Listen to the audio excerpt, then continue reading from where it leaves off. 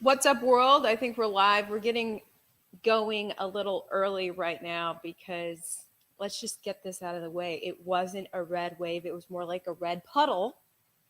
And why do you think that is? We still have vote results coming in right now, but so far we're not seeing as profound of a red wave at all as a lot of Republicans thought. Now, I, in my gut, really felt it would play out this way. And I'm not too surprised, sadly. And I'm going to list my reasons as to why I think we have more of a red puddle than a red wave. But I want to hear why you guys think that we just didn't see that red wave. There's a couple of reasons that play into this. So please let me know. I'm going to read your comments as to why this is the way that it is. And the stunning part is we're witnessing the dilapidation of America right now. Like, our country's in bad shape, and the incumbents got reelected in large part, which is a signal from America to those incumbents. Hey, keep doing what you're doing to us. Keep pummeling our country. I want to play this soundbite from Fox News last night that really Mark Thiessen just said it best. Here it is. Think about this. We have the worst inflation in 4 decades, the worst collapse in real wages in 40 years, the worst crime wave since the 1990s, the worst border crisis in U.S. history. We have Joe Biden, who is the least popular president since Harry Truman, since presidential polling happened, and there wasn't a red wave. That is a searing indictment of the Republican Party. That is a searing indictment of the message that we have been sending to the voters. They looked at all of that and looked at the Republican alternative and said, no thanks. Yeah, that's pretty bad. Did voters really do that? Did voters really see everything that's going wrong with our country and say, well, the Republicans are not the ones to fix it? I'm reading your comments here. Quote, keep saying it's going to be a red wave and similar crap. Folks will get lazy and won't vote. Yes, some people feel that may be what went down. All right, I'm going to show you guys the latest in the results that are coming in. Can you guys hear me okay? We're just taking a chill, unwind day. Yesterday was a long day covering election. So we're acting like it's Friday, you guys. I hope that you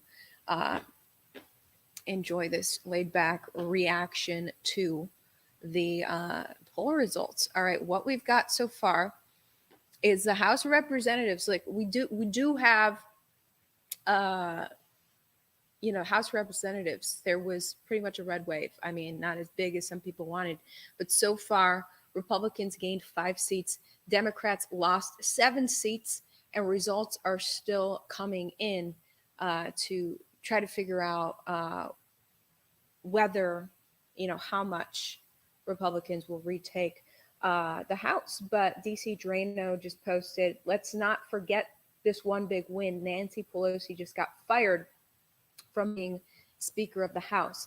But then Dinesh D'Souza said, quote, very bad midterm results for Republicans. Yes, we'll get the House, which should help us hogtie Biden's agenda for the rest of his term. But the Senate, who knows? GOP did so much worse than we should have, given the wreckage of Biden's policies. So Dinesh D'Souza is one of the people frustrated right now, because look at the Senate, you guys. Republicans lost a Senate seat, and Democrats gained a Senate seat. And let's look at what happened with Dr. Oz getting beat out by the stroke patient. And it was just really interesting watching that happen with Fox News last night. Oz is not doing as well as Trump did 2 years ago, okay? When he lost do we want to still go? Oz not doing as well as Trump when Trump lost the state. So Oz really lost the state. And Democrat analyst Marie Harf on Fox News was quite pleased. Now, listen to how she talks about McCarthy. It's clear we have a uniparty here, and she is okay with the fact that a liberal loves McCarthy being in this mix. Just shows we got a uniparty here. And every Democrat I am hearing from tonight is actually pretty happy with the results in every place we were concerned that would really, indicate a red wave. We're just not seeing it. Even places like New Hampshire, where it looks like Maggie Hassan will hold on, those are good signs, particularly in the Senate. And again, as Guy said, we may get more of a wave the further we get into the evening, but it's just not there yet.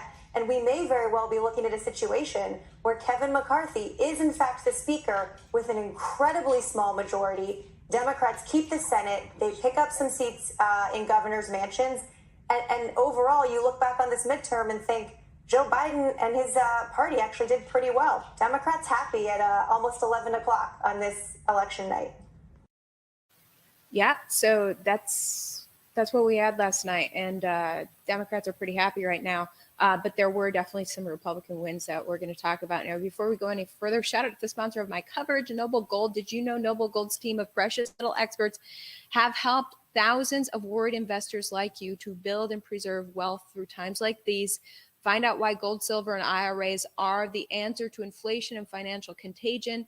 Talk to a personal precious metals expert today. And this month, they are giving away a free 3-ounce silver American Virtue coin with every qualifying IRA above $20,000. You can't go wrong with Noble Gold.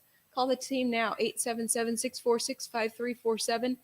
Find out more by visiting the link down below, which is noblegoldinvestments.com. Remember, there's always a risk of loss, and past performance is not indicative of future results. That's their disclaimer, but gold is the way to go right now. Do you see what's happening to crypto? I feel so freaking bad. Crypto's crashing. All right, let's check your comments. Complacency on the part of Republicans. All right, let's get into what really went down. What I believe caused the red wave not to materialize. Number one is the U.S. Supreme Court.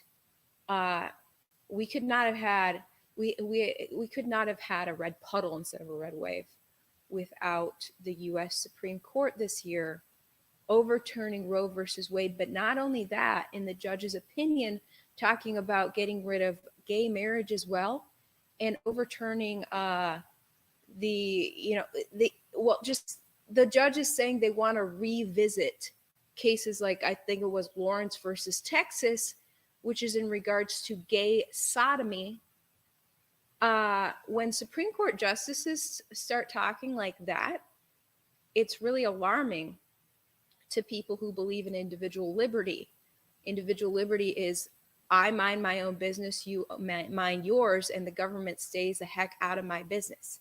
And when the government is coming into people's bedrooms, when the Supreme Court is talking about, let's revisit people's bedrooms and decide whether it's law, whether we can arrest you for messing around with a gay person, that gets a lot of freedom lovers up in arms. Okay. And I know Republicans love freedom in this little section, and Democrats love freedom in this little section. But talk like that got a lot of people turning against the conservative Supreme Court and saying, I'm going to vote against conservatives, period. So not just Roe versus Wade, but the fact that the judges threw in this talk about gay people in their opinions. And then the fact that Republicans hyped that up, a lot of people went out to vote against Republicans, and the left used that, like that was like the main issue that they ran on, that they put in every ad, is that Republicans are going to take away your freedom by banning you from female health care, as they like to call it, or whatever. And the gay community was definitely up in arms about that. You had people like Oprah going on her Instagram and saying, hey guys, go out and vote, because this is literally a matter of life and death. Telling people basically, Republicans will be responsible for your death if you don't vote against them. People like Oprah saying that. People like Oprah advocating against her friend, Dr. Oz. You know how many people love Oprah? And if Oprah is saying, don't vote for my friend, Dr. Oz, and people are, gosh, there must be something wrong with Oz. So all of that stuff really contributed to it. And the other thing that I think contributed to the obliteration of the red wave, or the shrinking of the red wave, was media censorship. You don't know what you don't know, and a lot of people don't know a lot of things because they're strictly locked into the mainstream narrative. And unless you're seeking out alternative media, you're not seeing, what's really going on. And so media censorship has really had a stranglehold on this information war, and that the mainstream media definitely caters to Democrats. So I think that also limited the red wave, because we're seeing censorship on an unprecedented level now. The third thing that I think contributed to the limiting of the red wave was Kevin McCarthy and the Rhinos shutting out and putting out funding against certain candidates. If you watch my podcast regularly, you saw when I covered a couple of candidates that literally, like a conservative Republican in New Hampshire, that McCarthy and the Republicans put millions into in going against. So McCarthy joined the Democrats in putting out ads against this woman. Then in Texas, he comes to Texas and shuts out this candidate. I don't believe that he funded ads against her, but he literally, we showed the surveillance video of one of his Republican staffers grabbing this woman by the arm and throwing her out so she can't be near Kevin McCarthy. The whole Republican Party shut out this candidate, even though she was the only other option besides radical leftist Sheila Jackson Lee, who led the charge for impeachment against Trump. But the Republicans didn't care. They want to be friends. The establishment Republicans apparently want to be friends with the anti-Trump Democrats and have a kumbaya in their establishment and kick out newcomers. And so you had these people who, were nominated to the Republican nomination, in certain places in congressional seats, and they got shut out by their own party. Republicans are infighting too much, and that also led to the limiting of the red wave. And the fourth thing I'm going to say is anomalies with those machines, with those envelopes that you mail in. Anomalies, guys. There's shenanigans, 100%. And the media warfare against this fact is another part of this. Now, yesterday on my podcast, I mentioned how Bloomberg initially wrote a straightforward, factual, unbiased report on the anomalies that were indeed taking place yesterday all over America. And Bloomberg quickly changed its headline. Now, there were two authors of the article. One author gets booted out for the revised article. The article then turns into a smear piece against anyone who dares to care about whether your vote really counted. How dare you even question whether your vote even really counted? How dare you double check? I want to show you. So actually, this time I prepared the screenshot so you guys can see what I'm talking about. So Bloomberg first wrote it this way. I blotted out the trigger words that YouTube likes to delete, but it's the D. This is the headline from Bloomberg yesterday. D machines in Arizona and New Jersey malfunction, sparking new claims of unlawful activity. Machines in Mercer County, New Jersey, were also inoperable. In Arizona's Maricopa County, issues flagged with tabulators. Then a few hours later, I checked that article and the whole headline had changed to this: election deniers air baseless fraud claims over Arizona glitches. few problems reported in U.S. with control of Congress at stake. Officials flagged issues with ballots tabulators near Phoenix. And what happened in New Jersey? Because they deleted New Jersey from that whole headline. There was apparently 600 of those D machines that stopped working in New Jersey, and you can barely see any coverage of what the heck went down in New Jersey. But that's just one aspect of the issues. The long lines and glitches offered more fodder for distrust yesterday and today. The Maricopa mess is still ongoing, you guys. It is something else what's happening with Kari Lake. Let's look right now at the live latest. Kari Lake's fate is still hanging in the limbo for governor of Arizona right now. Kari Lake, my old Fox colleague, former Fox Phoenix anchor, she is currently running behind Katie Hobbs. Only 67% of the votes have been counted.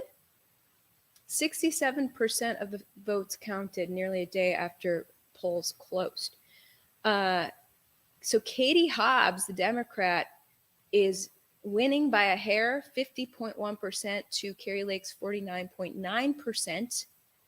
But Republicans tend to vote on election day. So those last lingering ballots, we're assuming those last ballots that they're still waiting to count, which are a third of the ballots, would be the ones that were cast yesterday on election day when they had those glitches, malfunctions. They had to put the envelopes in a special box and take it downtown to be counted somewhere else.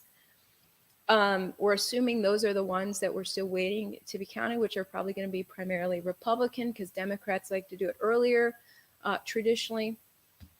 So Kari's prospects are looking good right now. She's actually, the more votes from yesterday that they count, the more she keeps edging up, because last night Kari Lake was way behind Katie Hobbs, and it was just like, okay, something is up here, because Katie Hobbs is someone who hid in her basement like none other. You may have seen when Project Veritas tried to just ask her a simple question when she was, out and about. They just asked her a question, and she takes off running like a maniac, making a sound. I mean, she fears any attention. She would not debate Kari Lake. She did appear on CNN or MSNBC, and they actually asked her some hard questions, and she was a flunk in that interview. So this woman is like, it was embarrassing. Her interview with that leftist outlet, I forget which one it was, MSNBC or CNN, it was so embarrassing. I was like, that poor woman needs to get out of politics right now. She's not belong here. And yet she's beating Kari Lake right now. It's like, okay, something is up, because Kari Lake, she would knock it out of the park whenever she would speak publicly or do interviews, and the media would ask her grilling questions, and she would just, own the interview. Yet she's losing right now. I think she will pull out a win because the more votes that they count, the more she edges way up. So we shall see. But if Kari Lake loses to Katie Hobbs, that's like too obvious. Like the shenanigans, the anomalies, it just makes them too obvious, because that's like the way Katie ran her race. There's no way that she could win, and people say, well, it's just because Americans are so turned off by Trump Republicans like Kari, election deniers like Kari. Americans hate Trump. They want you to believe that.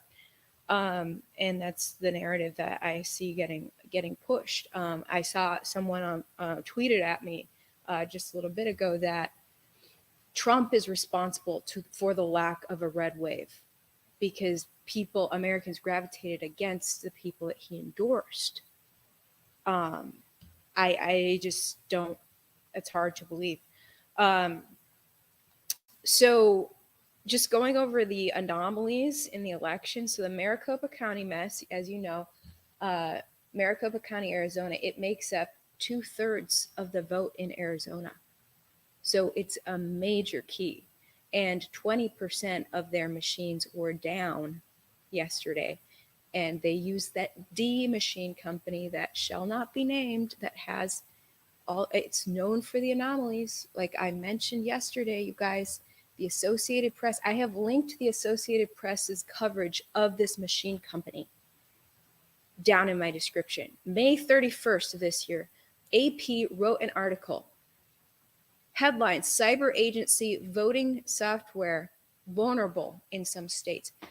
Now, they go over what our federal cybersecurity and infrastructure agency had noted as to big vulnerabilities with this machine company, saying, if you guys are really going to use this machine company, please, do something to help mitigate anomalies.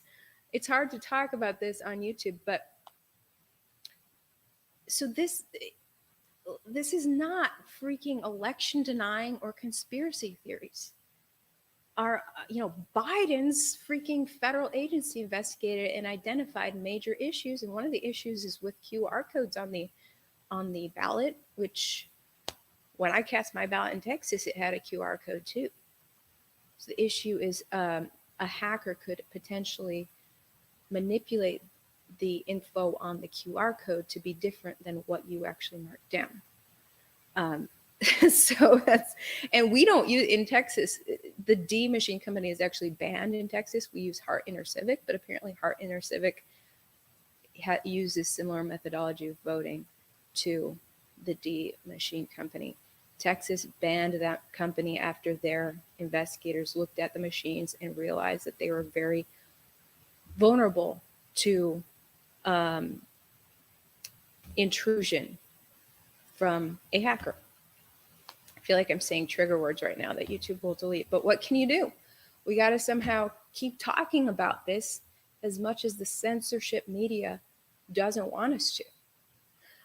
This is, it's astounding. If you look a decade ago, the leftist media was talking about this. They were doing full news reports on vulnerabilities in these systems. And now they're saying nobody better ever question these systems or you're a quote unquote election denier. All right. So last night in Texas had its own issues with anomalies. Here in Houston, the biggest city in Texas, there were at least 12 precincts in the morning that were just not ready, not opened up. The machines weren't ready. Voters showed up to vote and literally the entire polling place was shut down. What happened? The election workers decided they didn't want to work that day, which apparently this happens from time to time. Someone signs up to be a paid election worker and then changes their mind. Or maybe they drank too much last night, whatever the case. They didn't show up to open up the polling place. And so that was one issue here in Houston. In the Houston suburbs, there was also some issues with the computers that register voters. You get registered, you show your driver's license, and then you get printed out a little numerical code, a little pin that you take to the machine, type that in, and that unlocks the machine for you to cast your vote.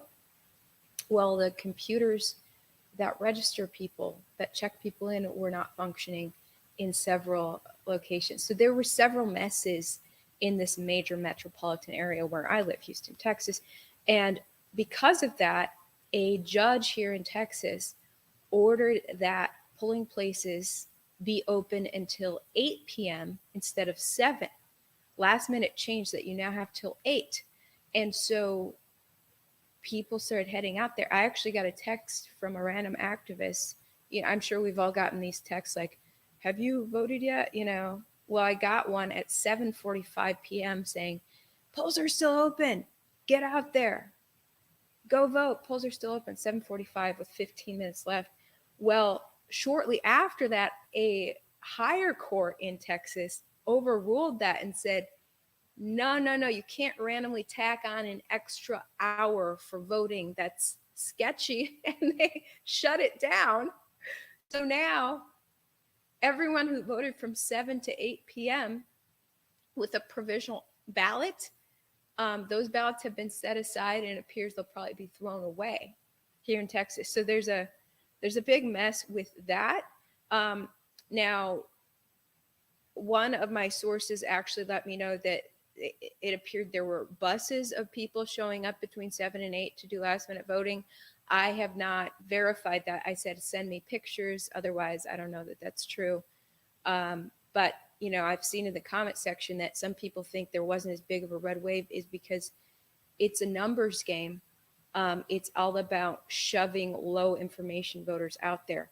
If you can, you know, put everyone on a bus and make it extra easy to go vote, then you can just rack up those numbers with people who have no idea why they're voting. Someone just said, vote Democrat.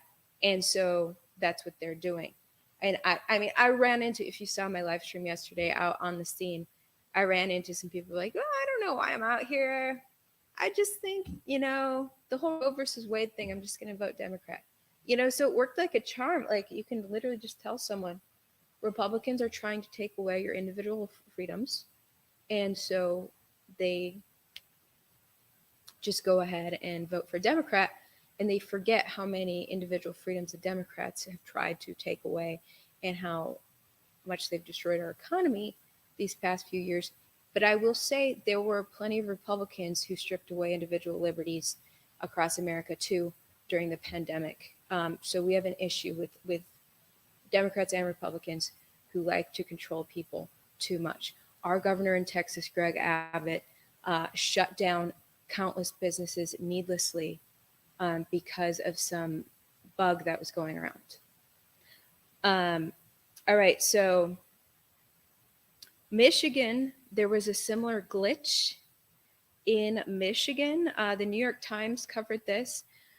New York Times says that Trump and the GOP have baseless conspiracy theories because, quote, some voters in Detroit arrived at the polls in the morning to find that because of what the city called a harmless data error, electronic poll books showed that they had already been issued absentee ballots.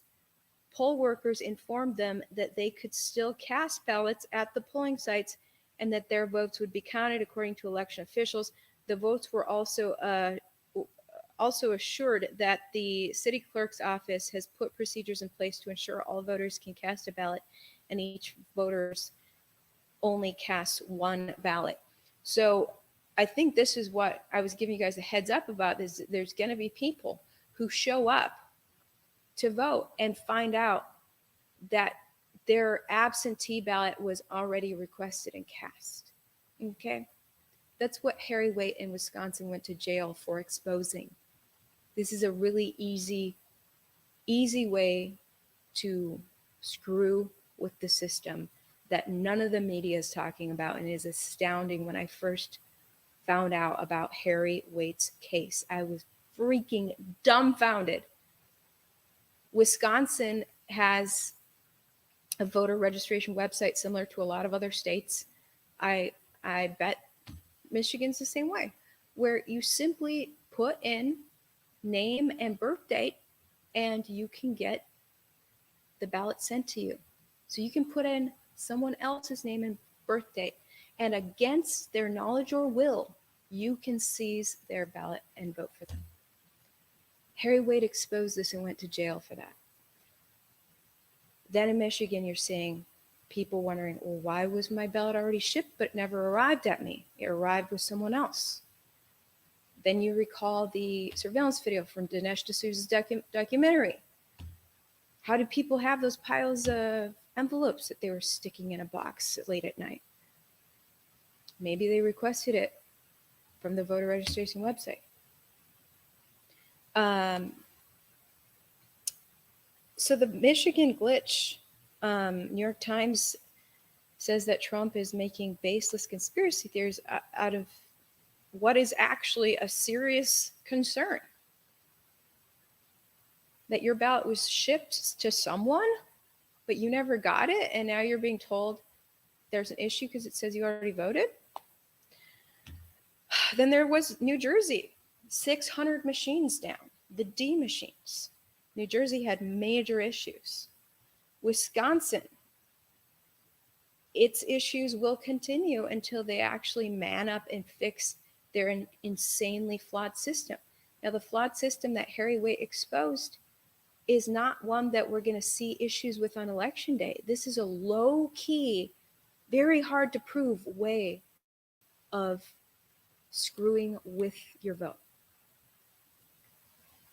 If in the silence of your basement, some person is over there ordering your ballot for you, if you never go to vote, then you're never going to find out. And a lot of people never go to vote. So these people can be siphoning away your ballots and casting them for you. And then you think to Minnesota, where Minnesota had a freaking 80% voter turnout. If 80% of real people actually went out to vote, that's phenomenal. This was in 2020. Minnesota's voter turnout was 80% in 2020. That's like unheard of. Did 80% of actual citizens of Minnesota go vote, or did some? That's where Project Veritas exposed the, I can't even say the word, but getting the ballot for money. You know what I'm saying? Okay, so Atlanta. There were 2 poll workers who were actually kicked out. The morning of the election, 2 poll workers were refused to be able to work because one of them participated in January 6th and the other one was her son. So both she and her son could not go because they participated in January 6th. A lot of the people who participated in January 6th were very concerned about whether your vote really counts. So this woman decided after January 6th to do something about it, and actually go be a poll worker to really monitor whether your vote really counts. And she gets kicked out for that? Doesn't make a lot of sense. Drop boxes were used in Pennsylvania. So maybe that connects the dots as to why Oz lost to a guy who had a stroke and could barely talk. Drop boxes were used. And then in Arizona also had the drop boxes, and a judge there banned cameras around the boxes.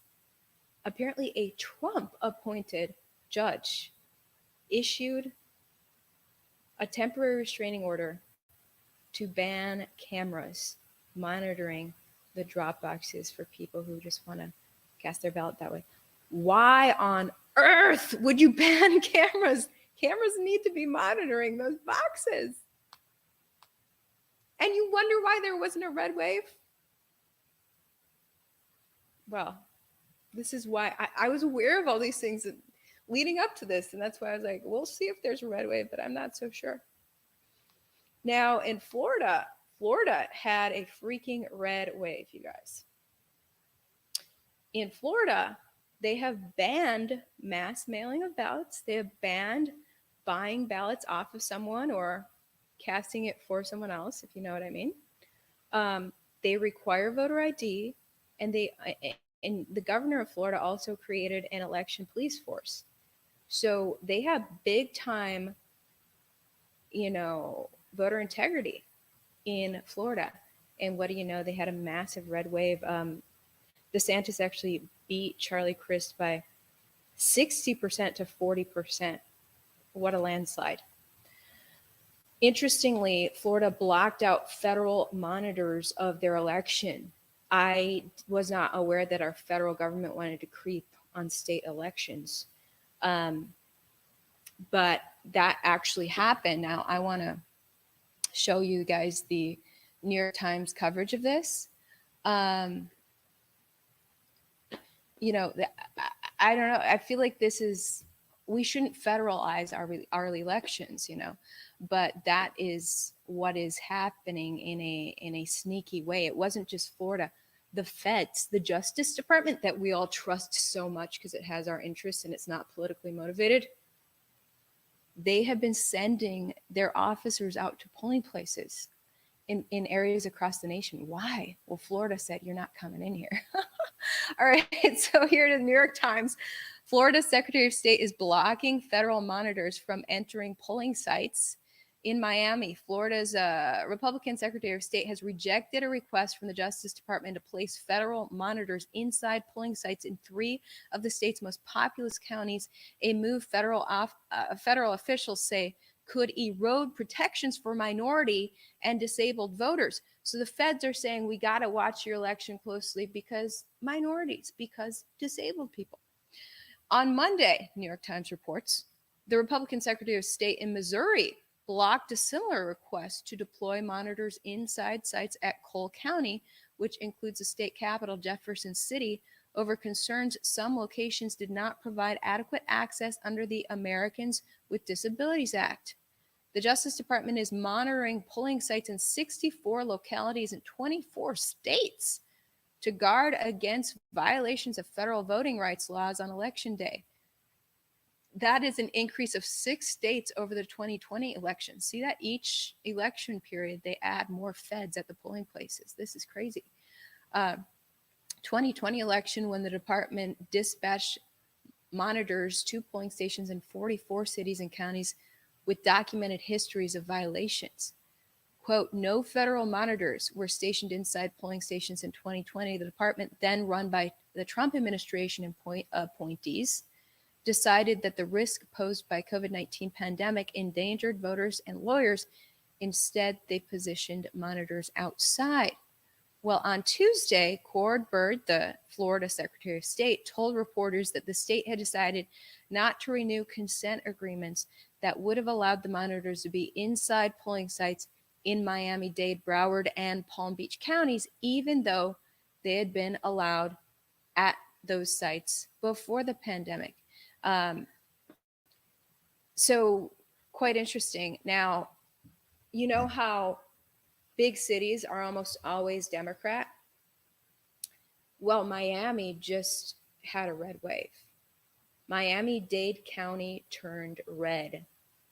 They had the red wave that people thought would happen across America. And it says something about Hispanic voters, which I've been thinking for a long time. I've been thinking, gosh, I wonder if this open border is going to backfire on Democrats, because a lot of Hispanic people have Republican values. They have conservative values. Hispanics, this could backfire on the Democrats, that open border, let me tell you.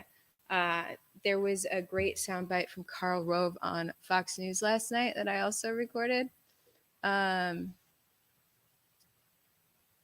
Here it is. Latinos, there are several different Hispanic populations. And so the Cuban Americans who've been traditionally Republican became more Republican in the last several years in South Florida. And they were joined by the Central Americans and the South Americans, Colombians, Venezuelans, Nicaraguans, Hondurans, Guatemalans. They all became Republican in Florida. In South Texas, the Tejanos, the Mexican Americans, are moving into the Republican Party. Not only did they vote for local Republicans, but they also voted very strongly for the governor. The governor carried one of the counties down there. You've actually been in that county when you went bird hunting, and did really well in the 3 populated counties, Cameron, Hidalgo, and Webb. So there you go. From Mexicans to Cubans to Guatemalans, everybody, all these Hispanic people are turning out to be much more Republican than the Democrats who've opened the border had hoped. This is very interesting. I have met so many very Republican Texan Hispanics. All the Hispanics I know in Texas are Republican. All right, so I want to talk about here in Houston. Now, I posted on my Instagram yesterday the importance of filling out the whole ballot, because the district judges are key. District judges fly under the radar, but they have a lot to do with the rampant crime in these big cities. Here in Houston, district judges have been letting criminals out on low bond, pay a couple bucks, in some cases pay $0, and you are bonded out after committing a crime. And we just have covered so many stories here in Houston where that person goes on to commit a murder while they're out on bond. And these people are out on bond for a long time these days because the court system was backlogged with the whole pandemic. The court system decided to take a long vacation during pandemic while everyone else worked. So now these criminals have like years to wait until their trials. So they're just bonded out, gallivanting, commit another crime, bond out again. So you got to get rid of these district judges to make it more difficult, harder on these criminals. No more slaps on the wrist. Well, I read that looks like 5 of the lackadaisical leftist district judges in Houston were booted out yesterday. So that is a good sign against crime. But interestingly, the county judge, who is basically the county dictator, sadly, was voted back in, and a lot of people are stunned by that because I don't know, she loved to take away people's freedoms. She was a little Hitler, but she's also being investigated right now for misappropriating $11 million that was supposed to go towards pushing the new needle. Here's my former employer, Fox. My former employer, Fox 26 Houston. Now, this is her. Lena Hidalgo got voted back in. But if you look at the comments section, this is Fox 26 Houston. Almost all of the people who follow them on Instagram are the local voters. So you would think if the voters voted her back in, that the comment section would be happy. But look at the comment section. Worse news. What about the illegal stuff she was being questioned for? Throwing up faces. No. Thumbs down. Who takes over after she goes to jail? Damn, who keeps voting for her? God help the city of Houston. Not good for Houston. Thumbs down. She's by far the worst judge Houston has ever had. We are screwed. Like a crying face. Why Harris County? Wrong choice. Horrible news. Literally every single comment is against this woman. So it's like, who voted for her? Was our election real? If so, where the heck are her fans? You know, it's just when you look at the contrast of what people on the streets and in the comments are saying versus what the vote turnout was, and you just wonder if the vote turnout was legit. Nevertheless, she's back in. I mean, she was the one during the pandemic who finagled a way to control businesses, mask mandates in businesses. So initially she made this edict. I love how everyone became little dictator during pandemic, and Lena Hidalgo, the dictator of Harris County, was like, all right, my edict is that if you enter a business without a mask, police will arrest you. Well, the whole police department laughed and said, no, we're not going to do that. That sounds ridiculous. That's overreaching. And we need to battle actual crime instead of masks. So literally the police department laughed in her face and people continue to not wear masks in business. Well, then she got sneaky and she said that she would actually come after the business instead of the individual. So the business could be shut down or face a fine if it did not force its people, its customers, to wear a mask. And that worked like a charm. Businesses did not want to go out of business or get shut down. I know that like one of the early bars lost its liquor license, and the rest of the bars learned real quick that we have to enforce the edicts of our dictators, of Abbott, of Hidalgo. And so, but anyway, Lena Hidalgo was the perpetrator of that.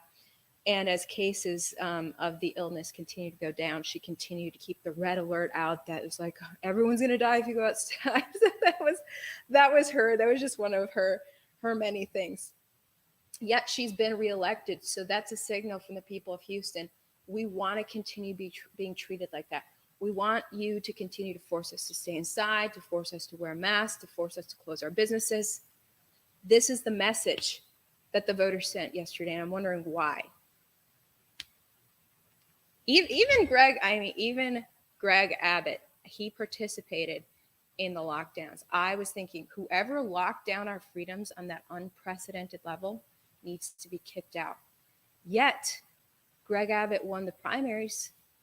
So the only option other than him now was Beto O'Rourke, which we sure don't want that. So people re-elected Abbott. But why did he win the primaries when he put Texans through hell and made that those small businesses that they worked their entire lives to build, Greg Abbott destroyed? Yet people still voted for him. It's because the small business owners don't make up the majority, so people don't realize. All right, let me check your comments. Gosh, I talked a long time. I didn't mean to go this long. Matthew, thank you so much for the super chat. I love your comment. We need you on the foxhole. What is the foxhole? Send me the details. Email me. Yeah, the foxhole.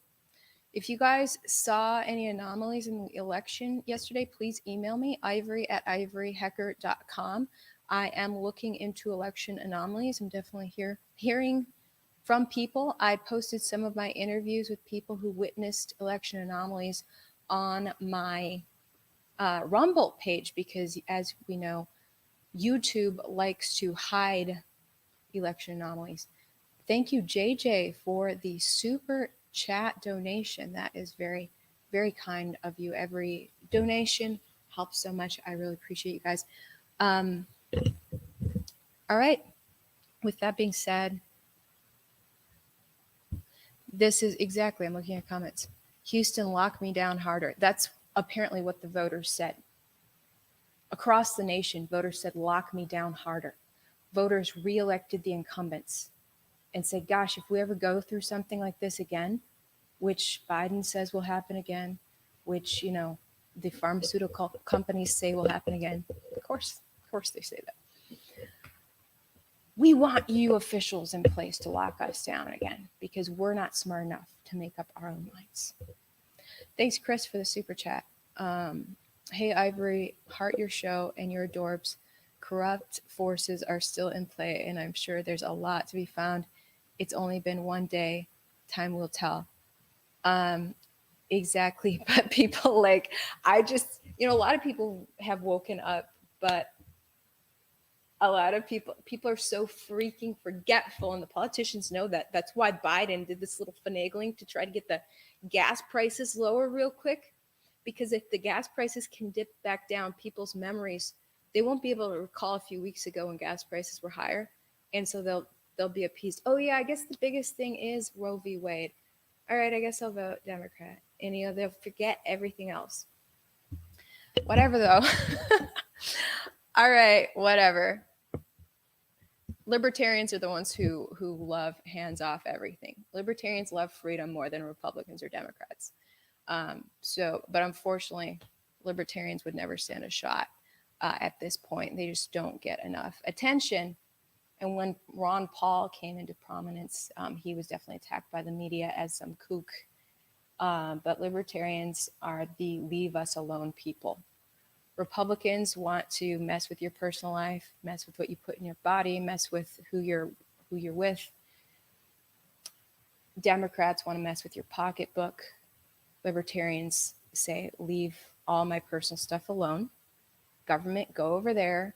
Like, you can mess with law enforcement and stuff, but stay the heck out of my personal life. And Democrats and Republicans love overspending, as we've seen. These massive budget bills, Republicans sign off on them. So it's kind of concerning. I know more Republicans allegedly care more about cutting down on spending, government spending, but I don't know. There's definitely a lot of issues. With that being said, you guys have a great evening, and we are going to see you again tomorrow.